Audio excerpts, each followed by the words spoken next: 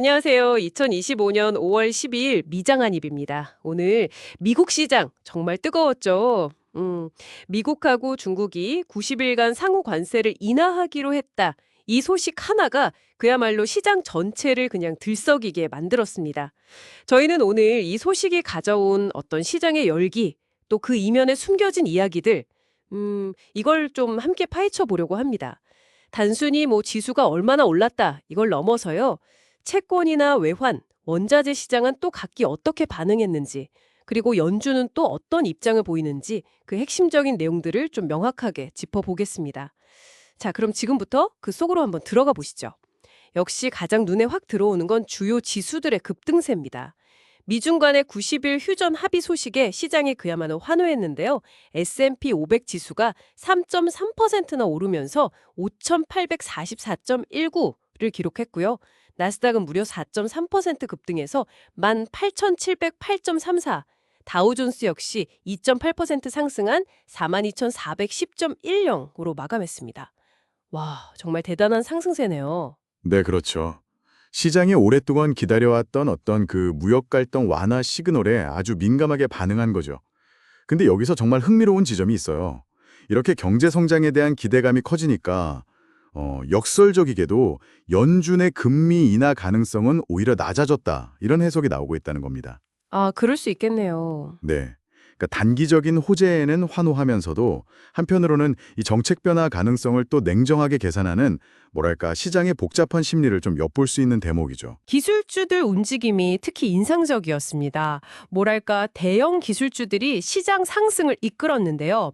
애플은 한 0.53% 올라서 198.53달러, 아마존도 0.51% 상승해서 193.06달러를 기록했고요.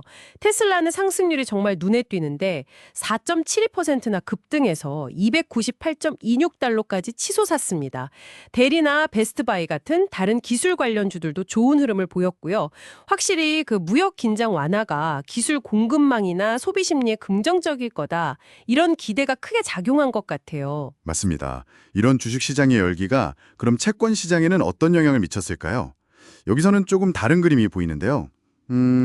경제성장 기대감하고 함께 연준의 금리 인하 기대감이 후퇴하면서 안전자산으로 분류되는 채권의 매력은 상대적으로 줄었죠. 아, 그래서 수익률이 올랐군요. 네, 바로 그 결과 채권 수익률이 상승했습니다. 10년 만기 국채 수익률은 4.40%까지 올랐고요. 통화정책 변화에 좀 민감한 2년 만기 국채 수익률도 3.92%로 상승했습니다. 그런데 수익률 곡선 자체는 여전히 평탄하다는 점이 좀 걸리네요. 그 장단기 금리 차이가 거의 없다는 뜻인데 이게 불확실성을 의미한다고 하셨죠? 구체적으로 어떤 종류의 불확실성을 시장이 가장 의식하고 있다고 봐야 할까요? 아주 좋은 질문입니다. 그 평탄한 수익률 곡선은 여러 해석을 낳는데요. 일단 단기적으로는 무역 휴전을 환영하지만 이 90일 이후에 과연 근본적인 문제가 해결될 거냐, 여기에 대한 의구심이 남아있을 수 있고요. 90일 이후. 네. 또는 이번 랠리에도 불구하고 기저에 깔린 경제 자체의 동력이 생각보다 강하지 않을 수 있다는 우려, 혹은 인플레이션 압력이 여전히 높아서 연준이 섣불리 금리를 내리기 어려울 것이다. 이런 전망들이 좀 복합적으로 작용한 결과일 수 있습니다. 즉, 단기적인 축포 속에서도 장기적인 경로에 대한 확신은 아직 부족한 상태다. 이렇게 볼 수 있겠습니다. 그렇군요. 달러하고 원자재 시장 반응도 상당히 흥미롭습니다. 달러는 강세를 보였는데 이건 어떻게 해석해야 할까요? 보통 무역 긴장이 완화되면 안전자산 선호가 줄어서 달러가 약세를 보이는 경향이 있지 않나요? 네, 일반적인 경향하고는 다소 다른 움직임이죠. 이번 달러 강세는 여러 요인이 있겠지만 미국 경제가 다른 지역보다 상대적으로 더 견조할 거다. 이런 기대감이 반영된 측면도 있습니다. 아하. 네, 무역 긴장 완화가 미국 경제 성장에 더 긍정적인 영향을 줄 거라는 베팅일 수 있죠. 반대로 대표적인 안전자산인 금은 이런 분위기 속에서 직격탄을 맞았습니다. 3.5%나 하락해서 온스당 3,283.31달러로 마감했죠. 와, 많이 내렸네요. 네, 유가는 정반대였습니다. 무역 분쟁 완화가 글로벌 교역과 성장을 촉진시켜서 원유 수요를 늘릴 것이다. 이런 기대감에 상승했고요. 그러니까 각 자산들이 동일한 뉴스에 대해서도 서로 다른 맥락 속에서 움직이는 모습을 잘 보여줍니다. 이런 긍정적인 분위기가 미국을 넘어서 다른 나라들로도 퍼져나갔군요. 그렇습니다.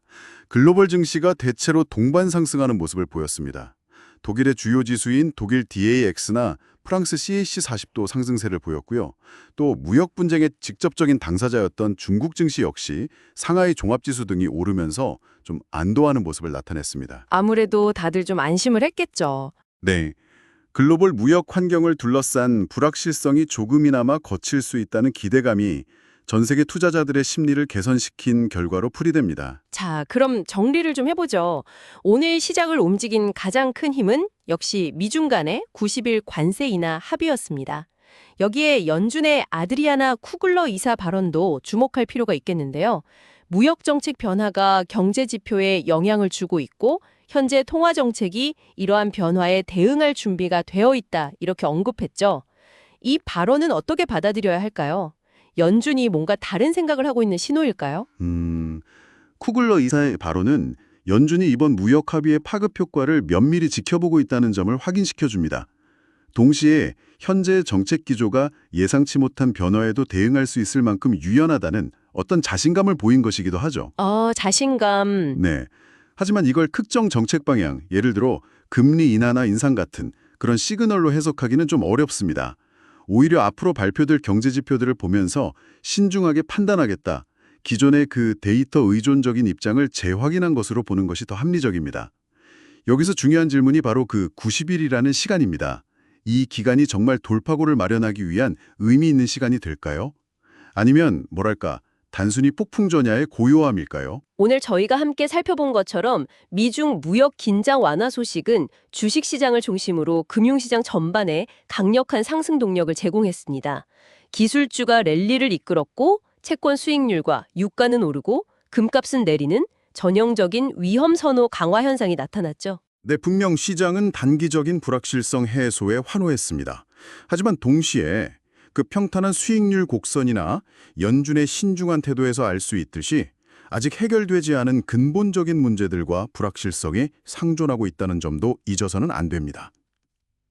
여기서 오늘 이야기를 마무리하며 당신께 질문 하나를 던져드리고 싶습니다. 이 90일간의 휴전이 끝나고 나면 양국 간의 해묵은 갈등 요인들, 예를 들어 기술 패권 경쟁이나 지적 재산권 문제 같은 것들은 어떤 모습으로 다시 수면 위로 떠오를 수 있을까요?